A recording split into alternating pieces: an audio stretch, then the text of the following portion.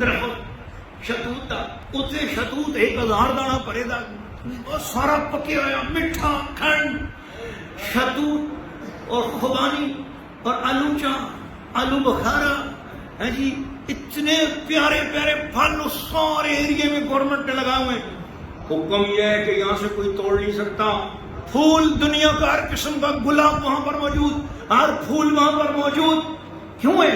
فرمایا بابا جی اپنی زندگی میں پھولوں اور پھلوں کو پسند کرتے تھے. اللہ نے 200 ایکڑ میں ان کے مزار کے ارد گرد یہ جنت بنا دی ہے.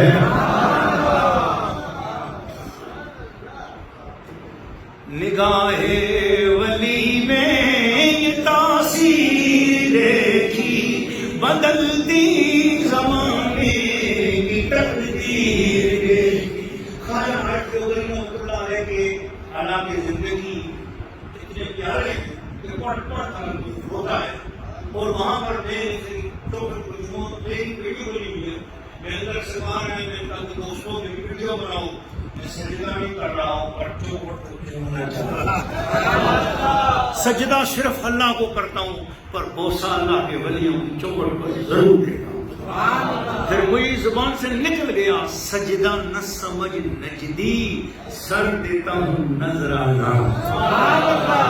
وہاں میں نے پورا شجرہ شریف پڑھا مشائخ کرام کا، اور بہت پیارے دربار ہیں، بہت خوبصورت دربار ہیں. میں پاکستان میں ایک دربار بھی ایسا نہیں ہے جس کے ساتھ وہاں کسی چھوٹے دربار کو بھی دے سکوں. مطلب داتا دربار آپ کو بڑا لگتا ہوگا نا، داتا دربار جیسے 100 دربار ہو تو وہ ایک دربار ہو. آپ اس کے ایکڑوں کو ناپ نہیں سکتے، آپ اس کی زمینوں کو ناپ نہیں سکتے. اور ساری جگہوں پر بہت خوبصورت مسجدیں تو خوبصورت، مینار تو خوبصورت. حضرت خواجہ عارف رغوی رحمۃ اللہ علیہ نے کہا کہ مستریوں میں مسجد بنانا چاہوں، وہ مسجد بناؤ. مستری آ گئے، مسجد بناؤ گے، وضو کر کے آؤ. وضو کر کے آئے، مستریوں کو اینٹیں نہیں فرمائی، یہ اینٹیں ہیں. مستریوں مسجد بناؤ. میری طرف سارے دیکھ رہے ہو نمازیوں، محبت والوں. مستری نے کرنڈی اٹھائی، مزدور نے گارا اٹھایا، پلستر اٹھایا، اینٹ رکھنے کی دیر تھی، خواجہ عارف رغوی نے نگاہ ڈالی. اب مستری بھی اللہ کرنے لگ گیا، مزدور بھی اللہ کرنے لگ گیا. اللہ اللہ اللہ. اب نہیں سمجھ آ رہی کہ یہ اینٹیں کیسے لگ رہی ہیں، ڈیزائن کیا بنتا ہے.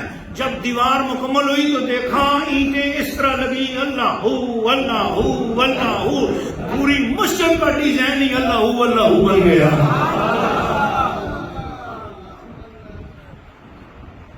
یہ تھے میرے سلسلے کے عظیم بزرگ جن کا فیضان ہمارے سادات کنگر شریف کو آتا ہے، جہاں سالکہ باغ شریف کے مشائخ کو فیض آتا ہے. حضرت خواجہ عارف رغوی رحمۃ اللہ علیہ. رات پھر ہم نے ادھر ہی رات گزاری، بہت آرام سے. میں نے اپنی زندگی میں ایسی خوبصورت اور حسین رات نہیں دیکھی جو وہ رات تھی. مسلسل تھکے ہوئے 12-14 گھنٹے کا سفر، پھر حاضریاں، سارا دن کی تھکاوٹ. رات کو ہم سارے بیٹھے ہوئے ہیں، نیند نہیں آ رہی ہے، ایسے لگ رہا ہے جیسے کوئی ہمیں تھکاوٹ ہی نہیں ہوتی. ہم ایک دوسرے سے پوچھ رہے ہیں یار تم تھکے نہیں ہو، سوتے کیوں نہیں ہو؟ ڈرائیور سے پوچھ رہے ہیں تو سارا دن گاڑی چلاتا رہے، تھکا ہوا ہے، سوتا کیوں نہیں؟ ہر ایک یہی کہہ رہا ہے، پتہ نہیں انہوں نے کیا نگاہ کی ساری تھکاوٹ دور ہو گئی. اگلا روز آیا اور وہاں سے سفر ہم نے اختیار کیا. قریب کے اولیاء اللہ میں حضرت سرکار سیدنا خواجہ سید محمود انجیل فغنوی رحمۃ اللہ علیہ. دربار کے جو پیر صاحب ہیں وہاں پہ وہ کھڑے ہوئے، انہوں نے ہماری بہت عزت افزائی کی. دروازہ بند تھا، تالا کھولا، ہمیں کہا اندر چلے جاؤ. ہم اندر گئے، پیچھے سے تالا بند کر دیا. انہوں نے فرمایا جتنا دل چاہیے اندر رہو. پھر ہم بہت دیر تک رہے، بہت پیار کیا، بڑی محبت کی. اندر مزار کے ارد گرد بہت خوبصورت کارپیٹ، بہت خوبصورت چادر، کروڑوں روپے کا کام اندر کیا ہوا ہے، اور لاکھوں روپے کی قیمتی کرسیاں خوبصورت مزار کے چاروں طرف رکھی ہوئی ہیں، اگر کوئی بیٹھ سکتا ہے بیٹھ جائے، نہیں بیٹھنا چاہتا تو کرسی پہ بیٹھ جائے. اتنا آنے والوں کے ناز اٹھائے جا رہے ہیں. حاضری دی، وہاں کا بھی جو چشمے کا پانی پیا، وہاں بھی خوب تعارف بھی ہوا، باتیں بھی ہوئی. اب میرے پاس ٹائم نہیں ہے، گھڑی مجھے کہتی ہے کہ آگے نہ چل سکے، لیکن میں وہاں سے حضور سرکار سیدنا خواجہ شاہ نقشبند کے مرشد خواجہ عبد الخالق حج دوانی رحمۃ اللہ علیہ کی بارگاہ میں آ گئی. اور آفت صاحب اس والے پاس تھوڑا ادھر ہو جاؤ تاکہ یہ لوگ آتے نہ سیکھے تھوڑا آپ سارے سبحان اللہ. طیبہ سے منگائی سینوں میں چھپائی، یہ تو عید کی میں پیالوں سے نہیں نظروں سے پلائی جاتی ہے.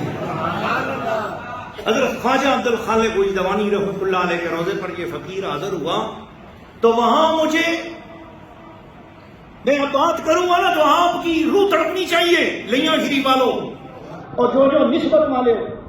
وہاں پہنچا تو مجھے دفتر والے بابا جی یاد آ گئے. حضرت خواجہ عبد الخالق حج دوانی رحمۃ اللہ علیہ نے وصیت کی کہ میرا مزار، میری قبر شریف، میرا مزار کہیں اور نہ بنانا، میری والدہ کے قدموں میں بنانا. تو ان کے سرانے پر ان کی امی جان کی قبر ہے اور قدموں میں ان کی مزار مقدس ہے. تو حکم ہے کہ پہلے آپ ان کی والدہ کی بارگاہ میں جاؤ. پھر میں پہلے ماں جی کی خدمت میں حاضر ہوا اور اپنی ماں جی مجھے وہاں پر یاد آ گئی. اور دفتر والے بابا جی یاد آ گئے کہ دفتر والے بابا جی نے بھی کہا تھا کہ دیوبندی شریف میں میرا مزار گنبد کے اندر نہ کرنا، مجھے میری والدہ کے قدموں میں باہر گنبد کے باہر تدفین کرنا.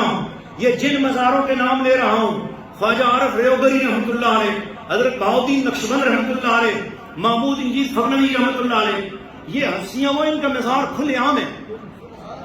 محمود انجیل فغنوی کا مزار کمرے میں ہے، لیکن حضرت خواجہ عبد الخالق حج دوانی شرع عام گنبد میں نہیں ہے. گنبد الگ مسجدوں پہ ہے. خواجہ بہاؤالدین نقشبند گنبد نہیں ہے، الگ گنبد یونیورسٹی پہ بنا ہوا ہے، ان کا مزار کھلے آسمان کے نیچے ہے.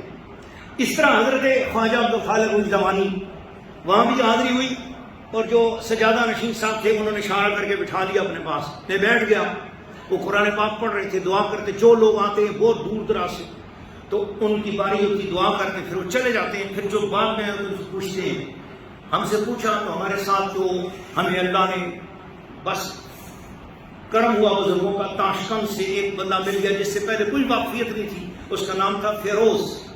ہم اس سے ٹوٹی پھوٹی انگلش بولتے، موبائل پہ جو ہے نا انگلش لکھتے، وہ اس کی جو ہے نا وہ بن جاتی خود بخود ازبک لینگویج. وہ اس کو پڑھتا اور ہم جو ایک دوسرے کا سہارا بنتے بنتے وہاں پر پہنچ گئے. بولو سبحان اللہ. اللہ نے ایسا کرم کیا. تو وہ فیروز کو ہم نے کہا کہ ان بزرگوں سے یہ بات کرو. انہوں نے بات کی تو وہ فرمانے لگے، بڑے خوش ہوئے. خواجہ عبد الخالق حج دوانی کے جو سجادہ نشین بڑے خوش ہوئے. وہ پھر اٹھے اور انہوں نے آ کے وہ بھی دروازہ کھولا، ہمیں اندر کیا اور فرمایا یہ چابی پکڑو، اندر سے تالا لگا لو، جتنا دل چاہے اندر بیٹھے رہو. الحمدللہ. پھر وہیں پر چلا گاہ ہے نیچے، حضرت خواجہ عبد الخالق حج دوانی نے چلا کاٹا. اگر آپ چلے گاہ والی بات سننا چاہو تو اجازت ہے، مجھے ٹائم ہے. حضرت خواجہ عبد الخالق حج دوانی رحمۃ اللہ تعالیٰ علیہ ایک دن مریدوں کے ساتھ چلگاہ میں بیٹھے ہوئے تھے، خلفاء بھی بیٹھے ہوئے تھے. ان میں وہ خواجہ کون؟ وہ خواجہ عارف ریوگری جن کا 200 ایکڑ میں مزار ہے، وہ بھی آپ کے پاس بیٹھے ہوئے تھے.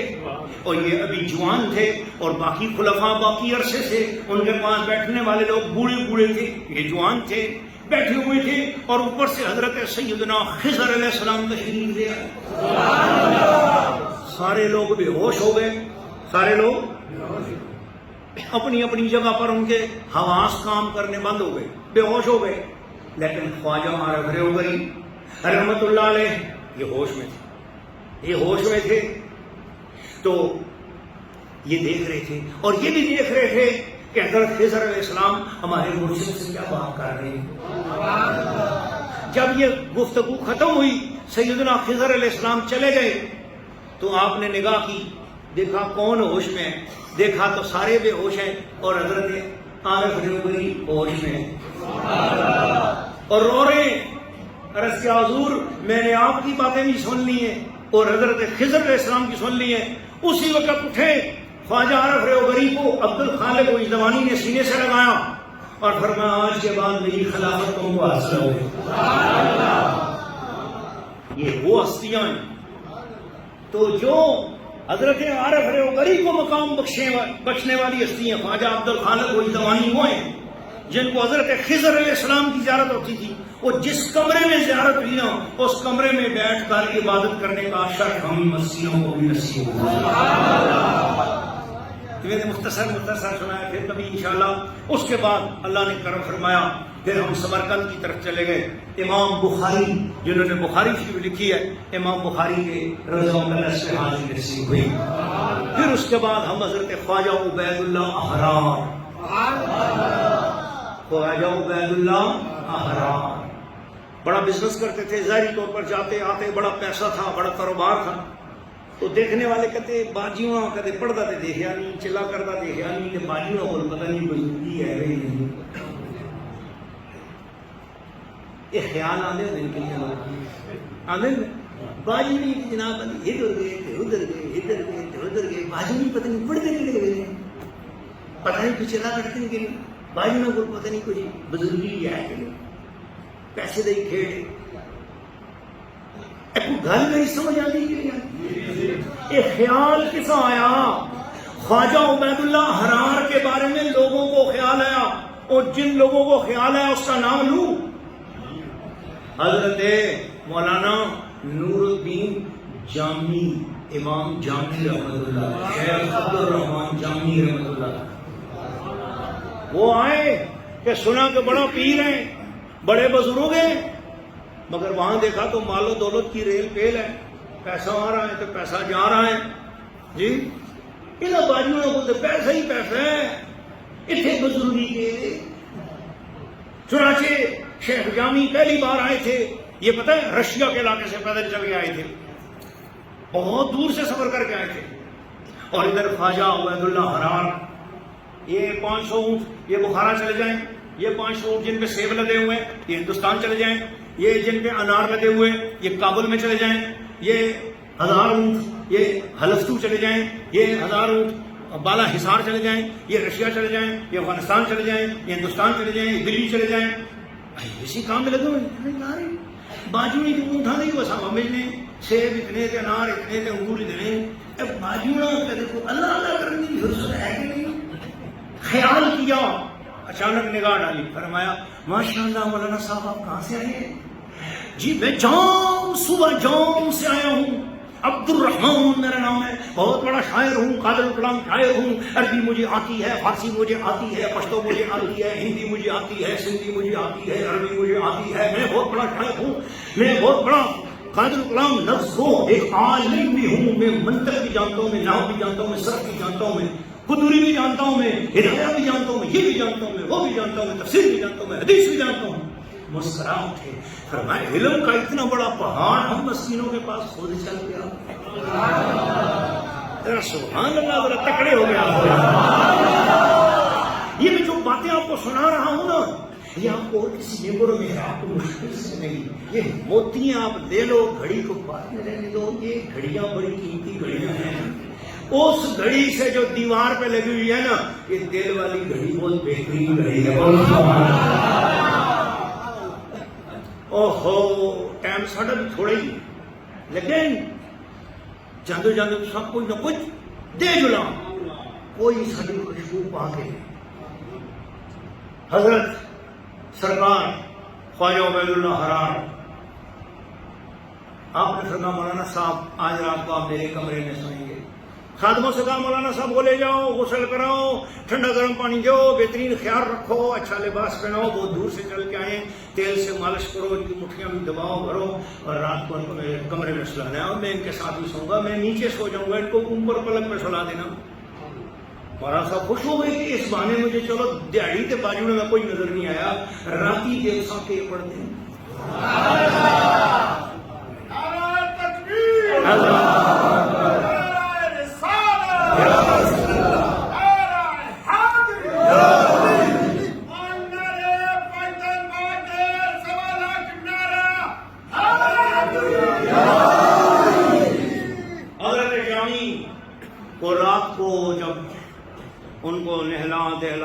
کھانا شانا کھلا کے، مرغ مسلم کھلا کے، حلوائے شیراز کھلا کے، اور وہاں کی جو خاص خوراکیں دے کر، لیکن انہوں نے فرمایا بابا میں تو رات کو جاگوں گا، پیر فقیر کو رات کو سونے سے کیا کام ہے، ہم تو رات کو جاگتے ہیں۔ حضرت خواجہ عبید اللہ حرار آئے رات کو اونٹوں شونٹوں کا حساب کرنے کے بعد، ہاتھ کالے ہوئے تھے، ہاتھ آ کے دھوئے، صاف ستھرے کیے، کہا کھانا کھا لیا؟ ان کا جی میں نے تو کھا لیا۔ فرمایا میں کھاتا ہوں، کھانا کھا لیا، عشاء کی نماز پڑھی۔ فرمایا بھائی میں تو سارا دن کا تھکا ہوں، میں سونا چاہتا ہوں۔ تو خواجہ عبد الرحمن جامی کے دل میں بڑی بدگمانی گزری، دیہڑی تے پیاز تے ٹماٹر تے سیبانا لگے رہی، راتی تھک گئے تو راتی ود کٹنے ہوئے تو پیر سہ گئے۔ یہ کہڑے پیر نے جڑے سہ رہے نے، انہیں دی اکھ نہیں کھلتی، یہ پیر نہیں۔ آئے ہائے ہائے، دلوں کے یہ وسوسے جب آ جاتے ہیں تو اندر اندھیرا پردہ آ جاتا ہے۔ وقت کا بڑا ولی تمہارے سامنے بیٹھا ہو، تمہیں سمجھ نہیں آئے گی کہ یہ کون ہے۔ اپنے اندر وسوسے نہ پیدا کرو۔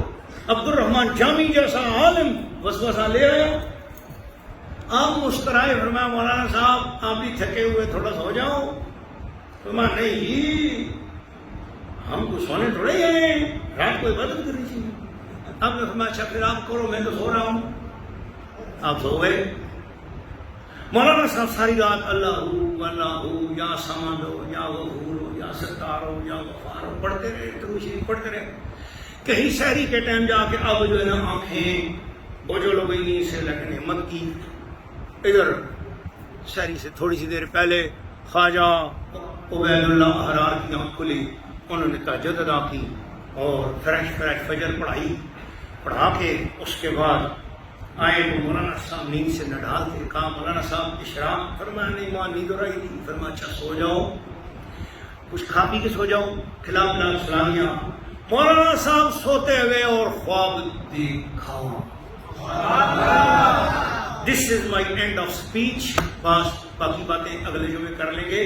آپ اور زیادہ 5-6 بندوں کو لے آئیے گا کیونکہ وقت زیادہ ہو گیا، میں اپنی گفتگو ختم کر رہا ہوں۔ مولانا صاحب نے خواب میں دیکھا کہ قیامت قائم ہو گئی ہے اور سب لوگوں کا حساب کتاب ہو رہا ہے، اور مولوی صاحب بھی پھنس گئے۔ کیوں؟ مولوی صاحب کو پیسے تھے ایک کوئی نہ، اس کو لو ادھارے منگے، اس کو لو ادھارے منگے، پھر اس آخر یہ رہا ہون نہیں پھر دے سا ہون نہیں پھر دے، اور جڑا مرتے نہیں ہوندا وہ دے چھوڑ صحیح نہ ہوا کر دیو او ادھار دینے والا مر گیا، مولوی صاحب جیندے ہی رہ گئے، ادھار کسی کا نہ دے سکے، لہذا اب قیامت کا دن قائم ہے، اس میں سب ادھار آئے، کس کے ساتھ کھایا، خدا کے سامنے تو کوئی چیز نہیں چھوڑتی، لہذا ادھار والوں کی لائن لگی ہوئی ہے۔ کیا ہے جی؟ ان سب نے قرضہ لینا ہے اس سے، کسی کا 500، کسی کا 1000، کسی کا 2000، کسی کا 3000، وہ مولوی سمجھ کے اس سے مانگتے نہیں رہے، اور یہ مولوی صاحب اپنی مولوائیت کی وجہ سے لوگوں کا پیسہ ہڑپ کرتے رہے، اور اللہ نے فرمایا چلو مولوی صاحب کی مقبول نمازیں قرض داروں کو دے دی جاؤ۔ مقبول نمازیں اٹھا کے قرض داروں کو دیتے چلے گئے، ابھی آدھی لائن پوری نہیں ہوئی، مولوی صاحب کی ساری نیکیاں ختم۔ عبد الرحمن جامی تنہا رہ گئے۔ قرضے والوں کو گناہ اب ان کو دے دو، قرضے والوں کو گناہ دینے شروع کر دیے، پھر بھی کم نہیں ہوا۔ قریب تھا کہ پکڑو دوزخ میں ڈالو، اوپر سے عبید اللہ حرار تشریف لے آئے۔ اتنا زور سے سبحان اللہ بولو کہ میں اور آپ وہاں پر پہنچ گئے۔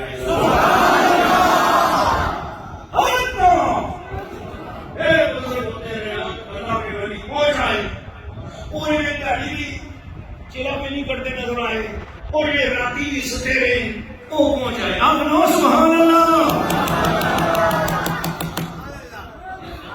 زاہدوں جائے کہ زاہدوں بہزار 40 رسند، دادا صاحب کے مزار پر یہ شعر لکھا ہوا جو سنا رہا ہوں، جائے کہ زاہدوں بہزار 40 رسند، مست شراب عشق بجا ہمیں رسد، ارے اور جگہ جہاں 40,000 سال عبادت کے چلے کاٹ کے کوئی بندہ پہنچ سکتا ہے، حضور کے عشق میں مست بندہ ایک آلہ کے وہاں پر پہنچا ہوا ہے۔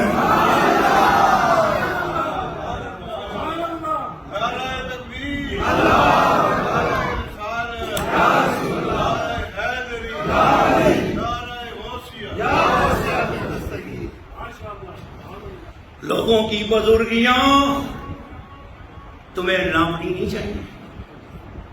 یہ بزرگیاں اللہ کی عطا ہوئی ہیں. بول کر سبحان اللہ. چنانچہ عبد الرحمن جامی کو انہوں نے کہا کیا ہوا حضرت؟ جی میں لوگوں سے ادھار لیتا رہا, لوگ مجھے مولوی سمجھ کے دیتے رہے اور میں ہڑپ کرتا رہا, میں لوگوں کے پیسے موڑ کے نہیں دے سکا, اب پھنس گیا ہوں. فرمایا تو میں بزنس کس لیے کرتا رہا؟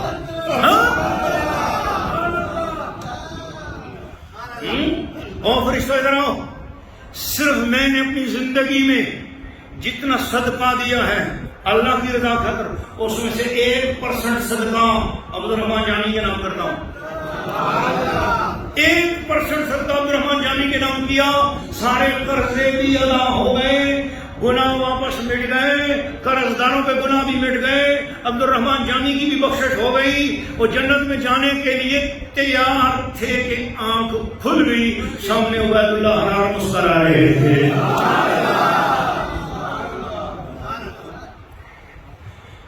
ایک اور منظر دیکھا, یہ ساری رات جو عبادت کرتے رہے, اس سے ایک شمع بنی, اور اب عبید اللہ حرار ساری رات سوتے رہے تو ان کی نیند سے سورج بنا. انہوں نے کہا حضور مجھے سمجھ نہیں آئی, میں ساری رات عبادت کرتا رہا, اس سے شمع بنی, آپ ساری رات خراٹے لیتے رہے, نیند لیتے رہے, آپ کی نیند سے سورج کیسے بن گیا؟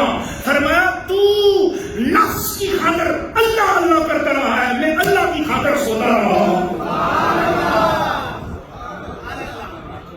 میں سویا بھی ہوں تو اللہ کی خاطر, میں جاگتا رہا تو اللہ کی خاطر, میں بزنس کرتا رہا تو اللہ کی خاطر, میں کاروبار کرتا رہا تو اللہ کی خاطر, میں جاتا رہا, آتا رہا, شہر سے گھر تک جدھر جاتا رہا صرف اللہ کے لیے جاتا رہا, اس لیے میری نیند بھی تیری عبادت سے افضل ہوگی.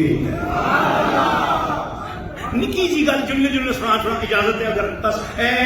پارہ نمبر 16 سورت مریم آیت نمبر 63 آج ہم نے تلاوت کی, اور اسی کے ضمن میں نے آپ کو سمرقند, بخارا اور ماورا نہر کے علاقوں کی تھوڑی سی سیر کرائی ہے جہاں سے میں ہو کر آیا ہوں. آپ میں سے جس جس کا آج ایمان تازہ ہوا ہے وہ آخری چھوڑے سبحان. میرے پیارے مسلمان دوستوں بھائیوں, حضرت جنید بغدادی, میں ان کے مزار پہ بھی حاضر ہوا ہوں. یہ بغداد شریف ان کا مزار شریف ہے. حضرت جنید بغدادی اور ان کے سسر ماموں اور مرشد, یہ دونوں کٹھے ہیں. ماموں ان کے سری سختی رحمت اللہ ہے, دونوں کا مزار کٹھا ہی ہے, یعنی داماد اور سسر کا مزار بھی کٹھا ہے, پیر و مرید کا مزار بھی کٹھا ہے. ہونا رسول